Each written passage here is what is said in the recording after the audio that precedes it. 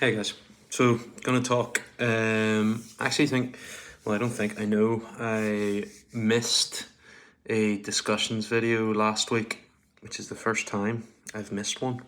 Um, yeah, last week just got a bit hectic, to be honest. In the run up to the Winter Games in Boundary, so I was head judging at that competition.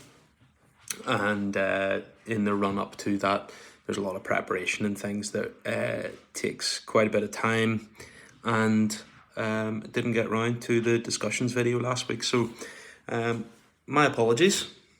We're doing one now. So this one actually, it came up in a conversation with a member at Boundary, and I thought it was a really interesting way to look at fatigue and your awareness of how you fatigue during a workout. And I thought this was it was really interesting to think of getting tired this way. So when it comes to your workouts, you'll have, and when I was having this conversation with this person, I can't remember exactly how it got started, but it came to the point of becoming aware of what was making you stop within a workout. So one of those, and to me, I think there's three most common variations. You could maybe argue more, but the three that I came to were three buckets. Okay, you could call them the three buckets of fatigue. And the first bucket would be the workouts that tax you locally. And what I mean there is local fatigue, meaning when something is locally fatigued, you're experiencing a very specific body part or a very specific muscle group that is becoming increasingly more fatigued and tired and unable to perform the work that you're giving it. So, for example, in the classic benchmark Hero WOD Murph, the middle, the middle portion, you have 200 push-ups, and this is the perfect example of local fatigue. It's not like you're gassed out. It's not like you're gasping for breath whenever you're doing those 200 push-ups. It's also not necessarily something where your mind is telling you to stop. This is something where you just simply can't do another push-up without taking a rest, and that is local fatigue. So if you're completing a workout and you're starting to feel like the muscle will just not perform the movement that you're giving it, and it's getting very, like, you'll feel that burning sensation, that real painful, uncomfortable feeling. It's not a concerning pain, it's just fatigue. That's local fatigue. There's then the you could probably coin it in many different ways, but I would call it aerobic fatigue, and this is pretty obvious. And this is simply your body no longer has the appropriate oxygen supply to complete the work at the speed that you want to complete it at.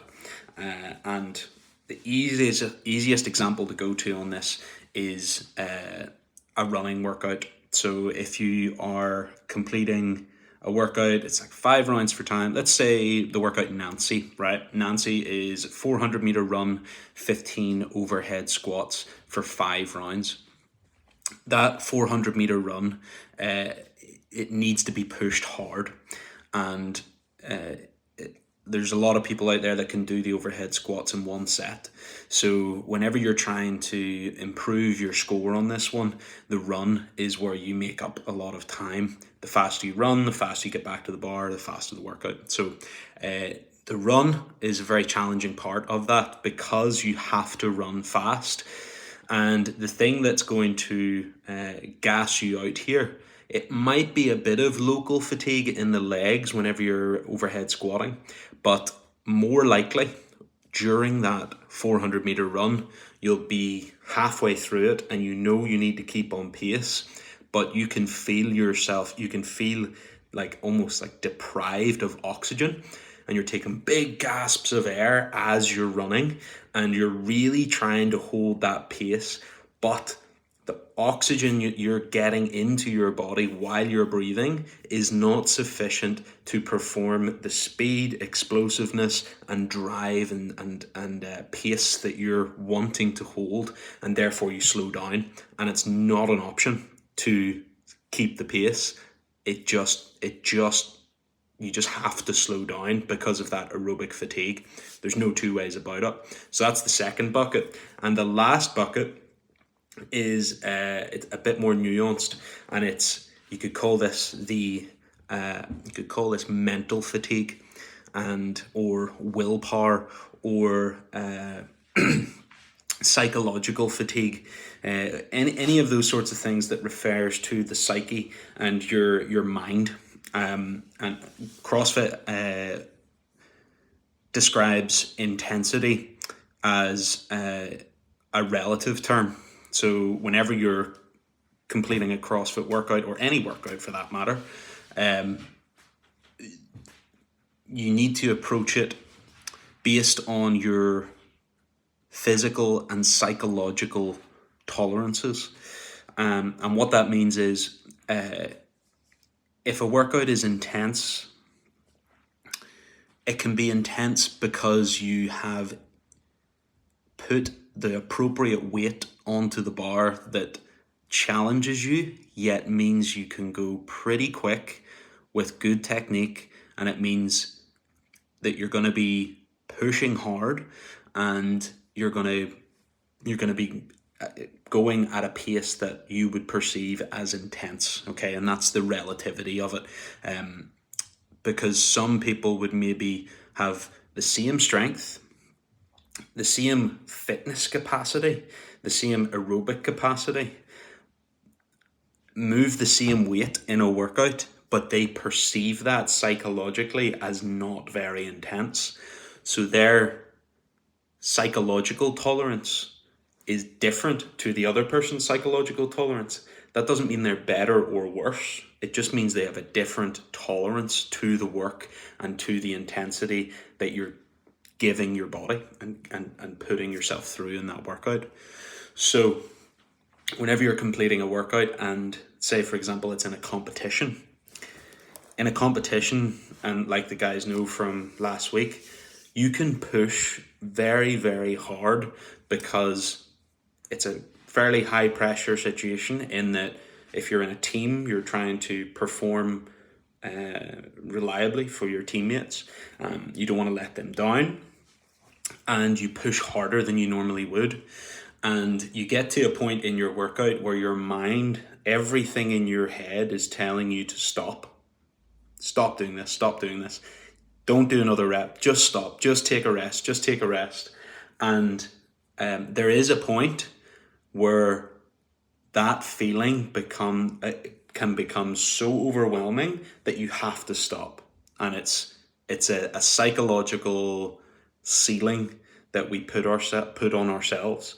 And that would be called, in my when we're talking about these three buckets of fatigue, that would be the mental fatigue or psychological fatigue. And just like all those other things, it can be trained, okay? The first time we experience that, we stop as soon as we feel or get that thought of, you need to stop, this is hard, this is sore, stop now, and you stop. Because you're like, I haven't felt that before, that was wild, that was really difficult. But as you get more and more exposed to that feeling, that starts to become a bit more,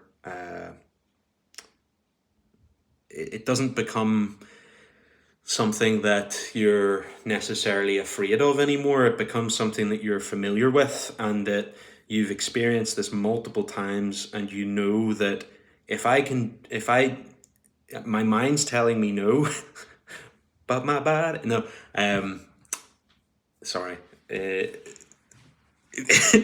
When everything in your head is telling you to stop, you have enough experience and enough workouts under your belt to know that if you do another few reps, or you maybe just keep moving, slow the pace down slightly, you can keep chipping away through that workout. You don't have to completely stop. You've built up this awareness of how your mind responds to these intense challenges that you're giving it. So I thought that was all very, very interesting, and I thought that it was cool. It was a cool way to package up how we think about how we become fatigued in a workout. So whenever you're performing your workouts, I just want you to hold a little bit of awareness around those things. Do I feel like I need to stop because I physically can't get breath in, and my body is like not supplying enough oxygen, and I have to slow down or stop? Do I have to stop because the muscle group is so fatigued and so pumped and full of lactic acid that I just cannot contract that muscle anymore? Or is it all up here where my mind is telling me, you have to stop, you have to stop, you have to stop, and then you give in to that? I say give in as if it's a bad thing. It's not a bad or a good thing. It's just your mind's response to the high intensity that you're putting your body through. So just something to be aware of, guys. Thought it was an interesting topic, and yeah, let me know what you think.